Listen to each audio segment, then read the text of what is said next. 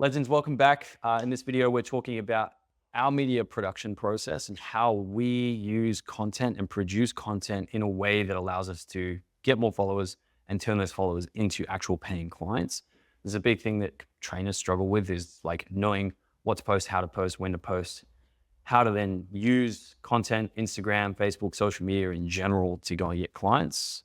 It's a whole topic. It's a big fucking thing. We're going to try and give you the 80-20 cliff notes of how we do it and how it works for our students and how they use this process to actually go and get clients. And I think that, I think it should be super valuable for the guys. Absolutely. If you are dedicating yourself to get better at building this skill, I feel like this is something we talk a lot about. I think trainers they do a lot of content which just seems to take up space. There's not really any intention or strategy behind it. It's just they know that they need to post content and they're told, oh, do daily content and blah, blah, blah. But in reality, what they're doing is they're just like, again, the definition of the word content is just something that fills a space. And that's all it really does for them is it just fucking fills space on their timeline and nobody really reacts to it or responds to it or engages with it.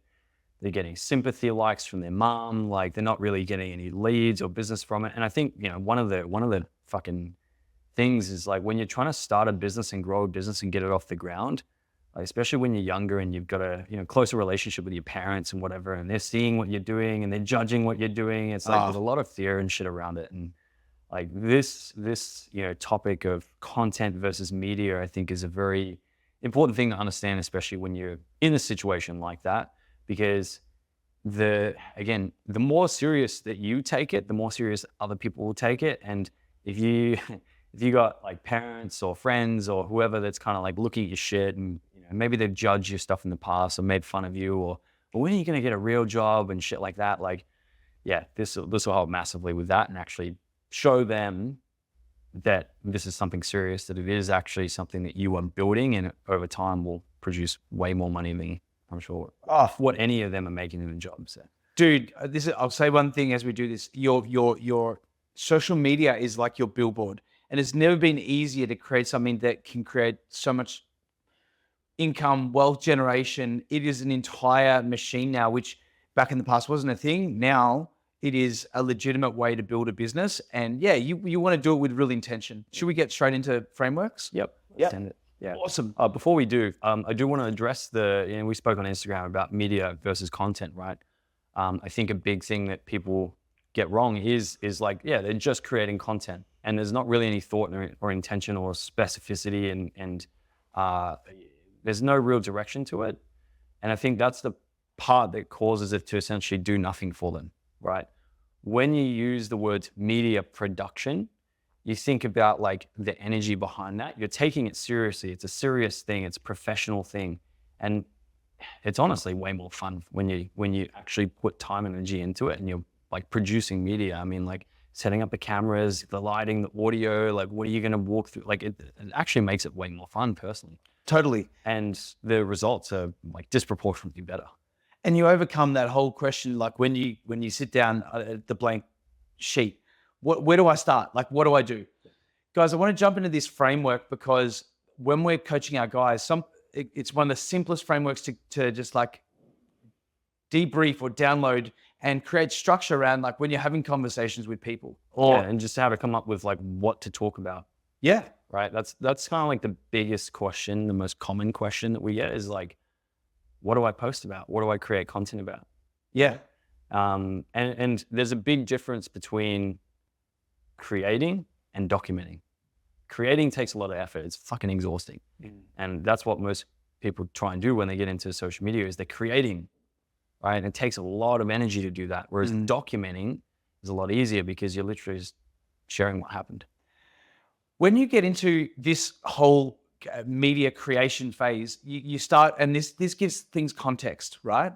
So when we start, we look at it and we go, okay, and Matt and I will sit down at the end of a week and we'll go, okay, what came up in our calendar? What came up in our calendar? This will jog your maybe you were, obviously you had conversations with clients. Maybe there were certain things that you went and did, maybe experiences that you had in your week that there's some really good lessons in. So you want to start and think, right, what was in my calendar? That's a great starting point. Yep. Right? So many, would you add to that?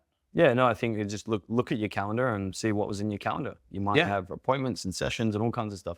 And we kind of like with this process, we treat it like an idea dump. Like we're not even coming up with ideas yet. We're literally just doing a dump of like the week in review in a way, and using that to determine what we speak about in our content the following week.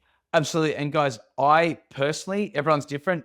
Matt loves doing this on like an iPad, and he zooms out and he gets his pen and he scribbles. I have this in a Trello board. So Trello is like a visual board, and I've put all of these categories into columns. And whenever it comes up as well, I just get ideas all the time, whether it's something that's going on, and I will just grab my phone and, and you just get that idea and you're like, that's a good idea. Stop, grab your phone, get in, and you can just scribble a couple of notes. Where it starts is the simplest idea, right? Like I had a catch up with a client, and Andrew, for example, we went through this process. We were filming the other day, right? He's one of our one-on-one legacy clients, runs a studio. And what was really interesting, if I say about him, was like, I'd say like going into character. Now, if you think about it, you need to act a certain way to have the things you want to have. So is this like a conversation that you're having with Andrew? I was with Andrew, and we were doing this production process, and he'd written his scripts out. So he'd planned his stuff, and he was coming and we were filming. And when he was filming, I'm sure you guys have experienced this. You're filming your content, and it's just, I watch it back and I'm like, dude, energy's way off, flat. Like you're up in your head. And again, when you've got to like go and memorize something, a line, and then deliver it, and it's just monotone. Like think about the best actors that you watch. There's a way, because they're engaging. Like guys, I coached an actor. I won't go too much into this story. A guy called Luke Arnold, and I shared his story a while ago. But he went into character being the In Excess actor Michael Hutchins. When he came back after that episode, he walked into the gym and he had these like leather boots and long hair. And I was like, dude, what's fucking happened to you, man? Like he walked in, he was just like a fucking rock star. And he'd just come off set. He'd been over at the Roosevelt Hotel, and he used to struggle with girls. He's walking in the gym. I'm like, this guy's a fucking rock star. He wasn't the guy he was 6 months earlier before I was training him for season 1. He was just a completely different human. Embodied a different character. You got to embody your character. So I'll be talking about that as a content idea. So and this is essentially all conversation that you've had with Andrew. And so as you can see, like, looking at this, there's the process behind this ideation is essentially you plot out what's happened, and then you pull on those threads like Mark's just done, right? You pull on the threads. So, with that, right, you had a conversation with Andrew, which kind of sparked that topic and sparked that thing that you spoke about with him. And so that gives you a thread to pull on for a piece of content, essentially. Totally. So you've written down going into character. And so that's the thread that you can then pull on. And so this is just like, we're not even in ideation, we're in incubation here. Like high level idea generation. Yeah. High level, something that sparked all right, I'll go to that later. Yeah. Right. So we catch that. So whatever has come up with clients, and again, they might be talking about fucking, such and such as on Ozempic, and you're like, should I be doing intermittent fasting or like, whatever. Right. The latest diet. You know what? If it scratches your itch and you're like, I want to fucking talk about it and I want to share my opinion on it, do it, because if they're talking about it, someone else is. Yep. Guaranteed. So stuff that comes up for your clients, easy to come up with. That could be in check-ins as well. Like if you're doing check-ins with clients. 100%. Check-ins, common things you're noticing at this time. Let's fight through this, because we could be here for fucking hours. That'll also come into community as well. There might be certain themes of stuff that's coming up or that you want to address that's within your community, but you do it online.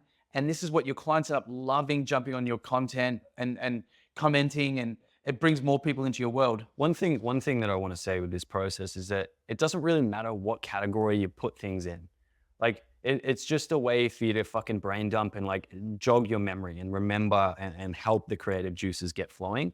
Like, yes, you could put it in clients, you could put it in community, you could put it in chats. It doesn't fucking matter. No. It just matters that you get it down. So the idea behind the categories is you don't have to fill the categories. You're just using them as ways to direct your focus, right? Yeah, context, right? Then you've got like creation. So what are you currently creating in your world? Now, I know for a lot of you guys, you might be like, you might be doing a lot of programming, for example. I'm just giving you a simple, come on, catch up. Programming.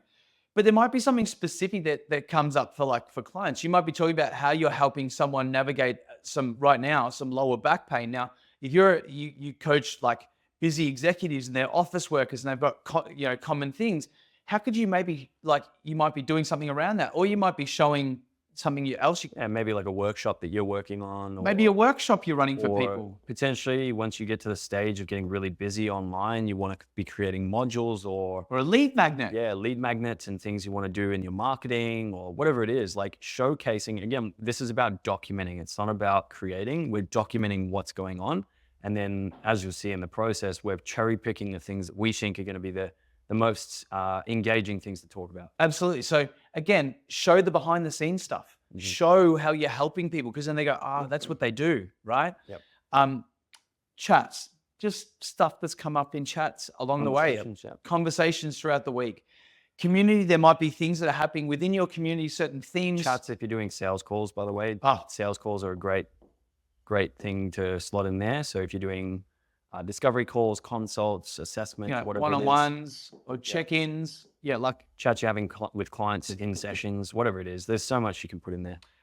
There might be stuff that you want to address, and you address it as well out in, there can be so many different things around community. But if you want to address it, this helps with almost like we're talking about things around culture. It could be, like your client community for sure. Yeah. It could be also happening in other communities that you're involved in, right? Again, you want to the share gym, the local area, online community. Exactly. A lot of stuff. Content. There might be just stuff that relates to we did another training on niche, if you want to look into that. But we talked about like the 4 forces, and there might be specific things that you just want to create content around. Like I find that a lot of what personal trainers love in our content, for example, like we do a lot of marketing, but it might be like specific ways to overcome like an objection in sales. So I might write content that's just like, it's an idea, that's something that I want to do and want to create content around. And equally things that you're seeing too. Like, for example, there's been a number of times where we've seen content that other people have posted and we're just like, fucking hell. We've got an opinion there that we really want to share, that makes us really fucking energized to talk about, that also becomes very great content. Like if you've got a strong opinion about something that you see in somebody else's content, it's a fucking great piece of content to share your opinion on that. People don't want fucking education and information. That's not what your content should be doing. You should not be educating or informing people. Yes, there is elements of that. Majority of what you want to be doing in your content is sharing opinions, right? Sharing your view, your stance on things. For example, one of the questions I was going to ask you is, why don't we use AI and ChatGPT to come up with our content ideas? Because it does a pretty shitty job at what we're trying to get across, right? It's very markety, for lack of a better word. Salesy, American. It's not like you. No. As well. Like it doesn't. Robot-like. The whole purpose of the fact that we're creating media here, we're posting on social media, it's social. We want to get people to relate to us. We're trying to form connections with people.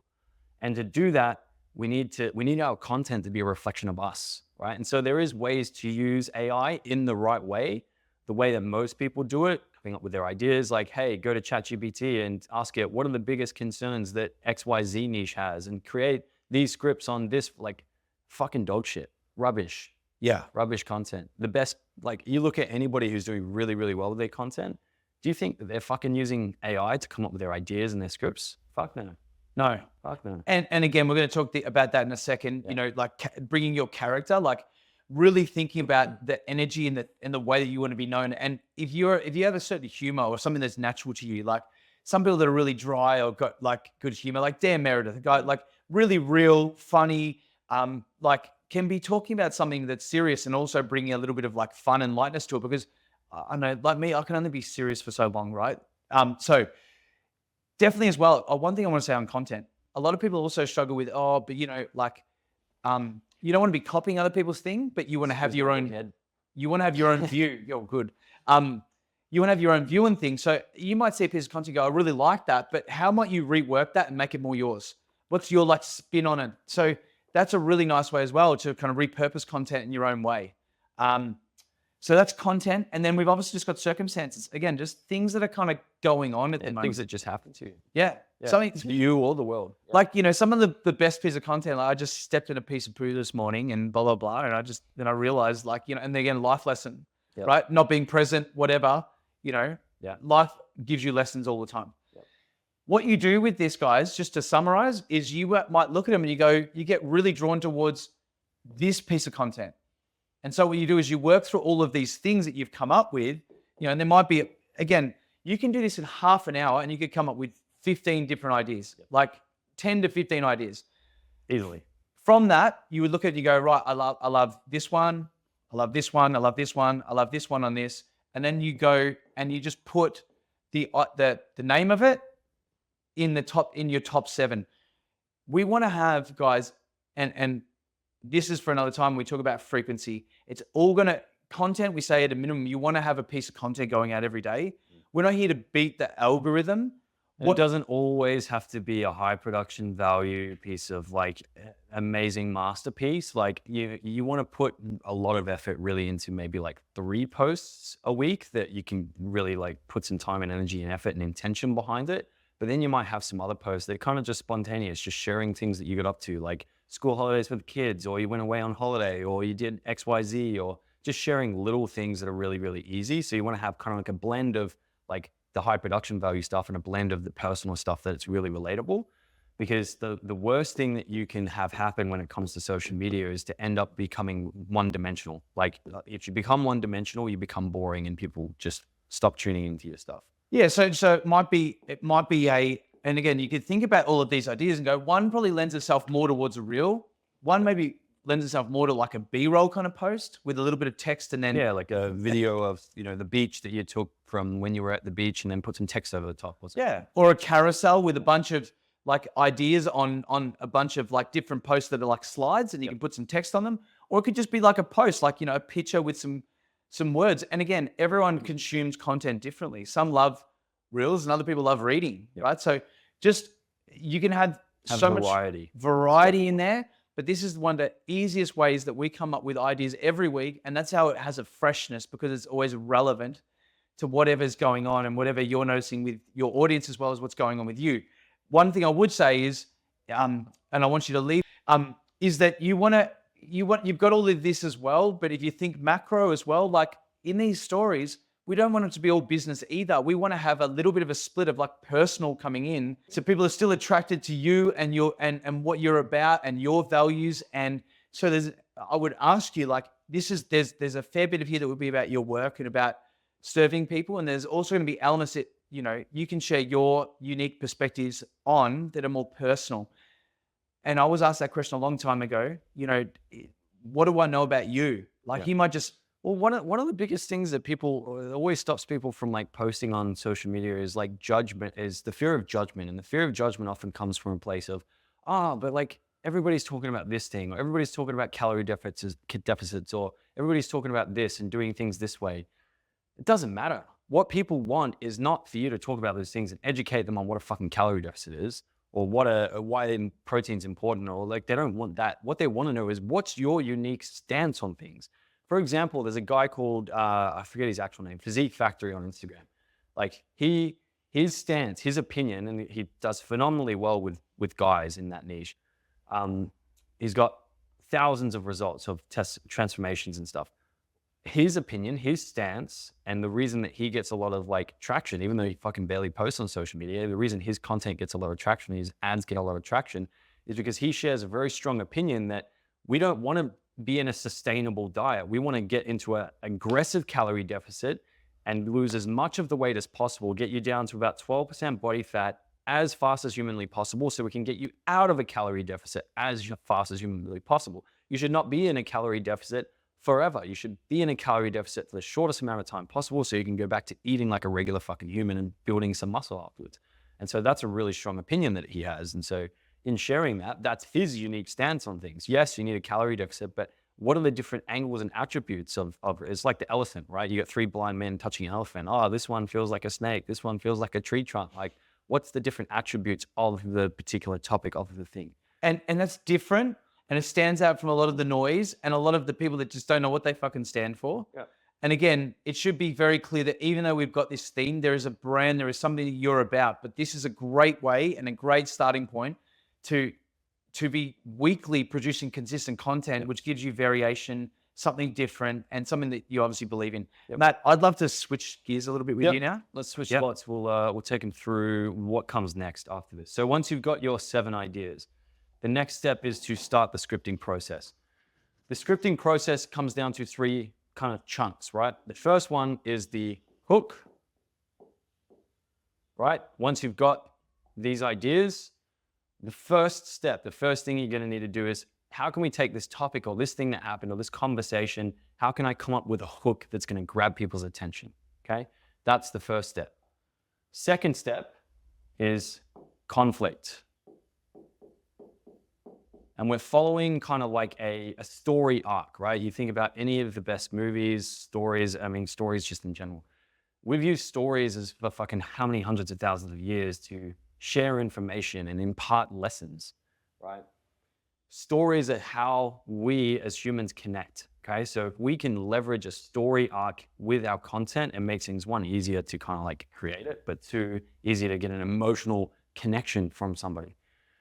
So we want to look at the hook. The hook is the intro. You think about any of your favorite movies, there's always kind of like a start. There's a hook that kind of hooks you and gets you to start watching and keep watching, right?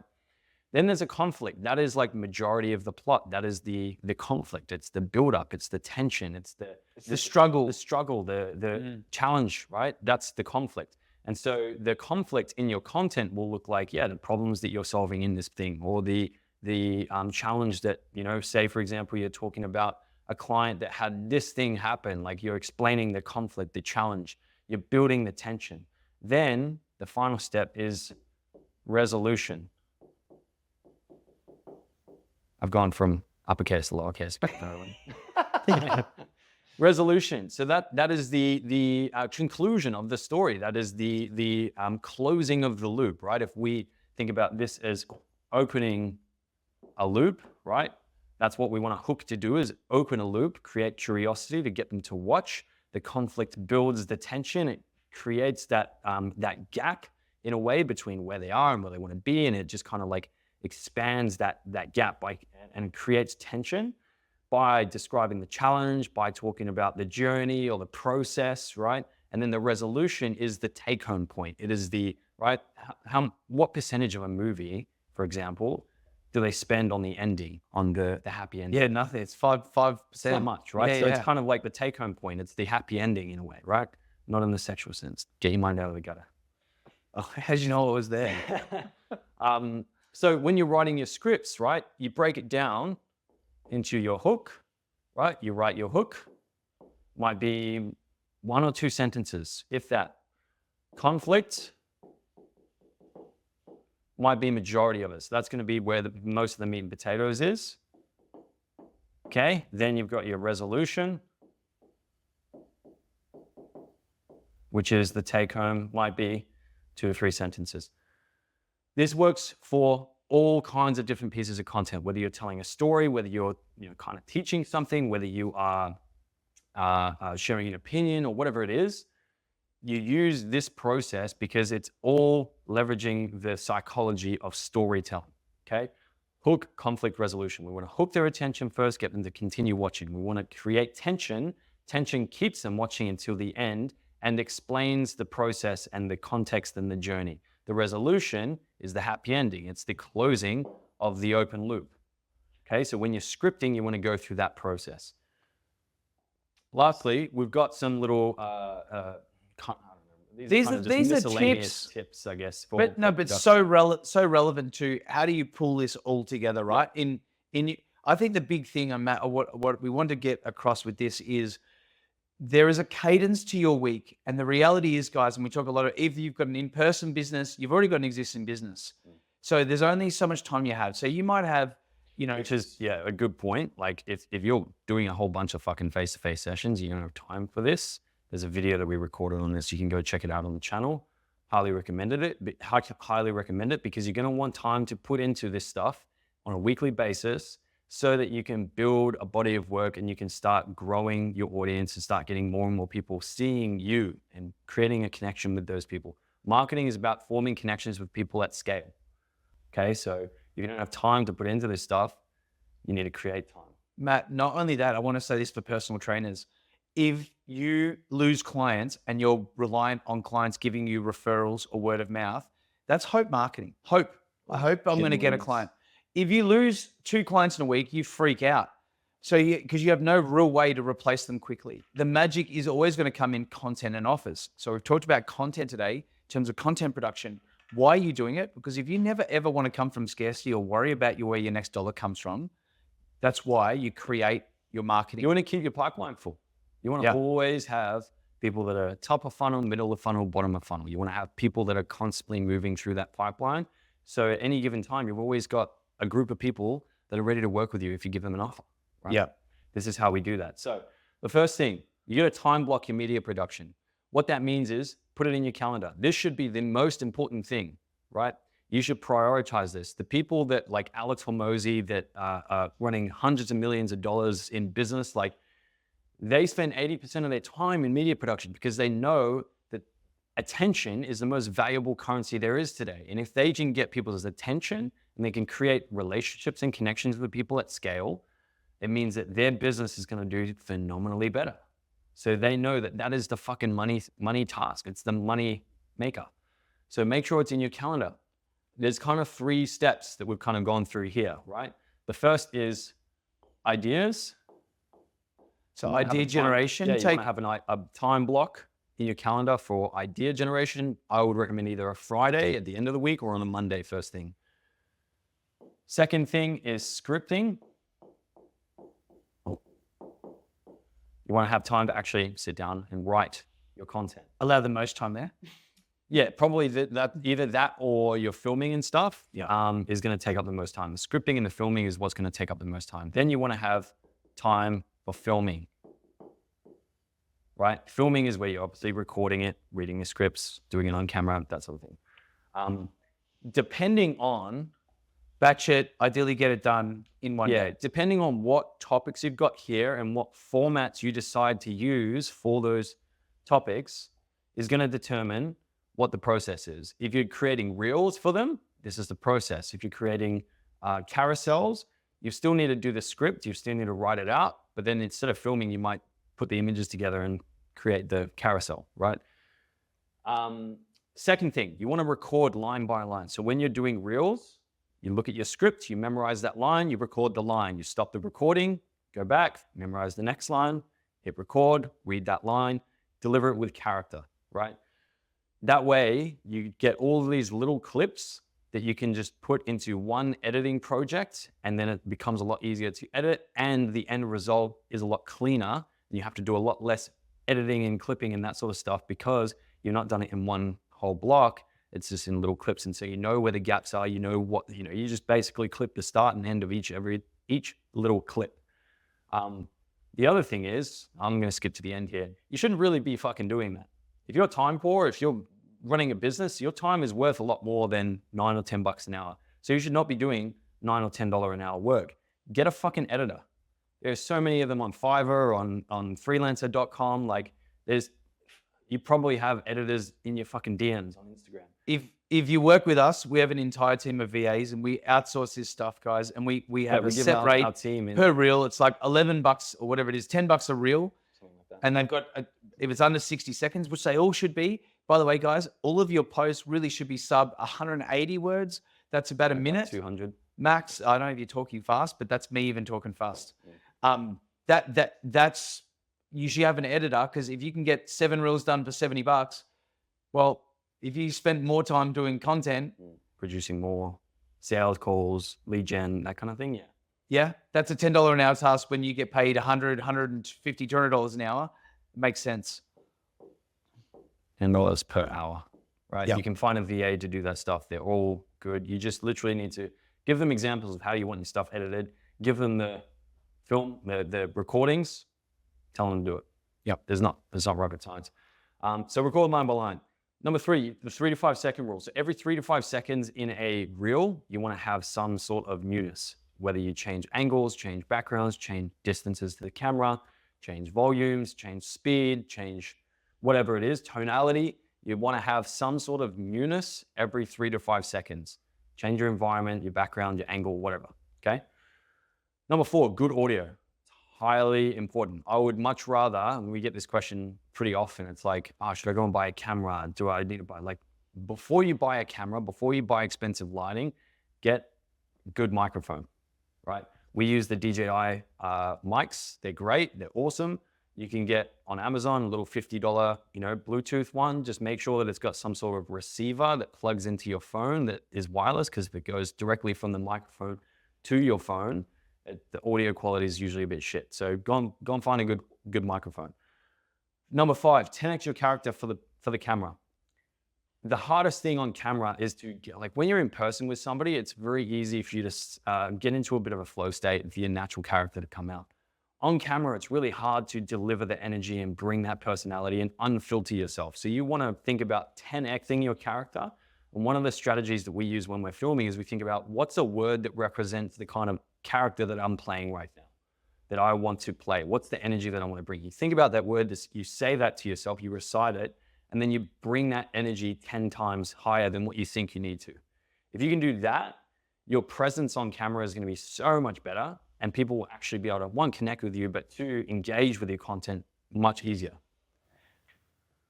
I think that's it. That was awesome. I think that's it. There's no more pages. So that's pretty much the end of this video, guys. It's a bit of a longer one, but valuable nonetheless, I'm sure. If you guys want some more help with marketing, sales, lead gen, building a leverage business as a personal trainer, check the description below. There's a few resources and stuff you can use to get some help with that. Without further ado, thanks for joining us, and we'll see you in the next video. Take care.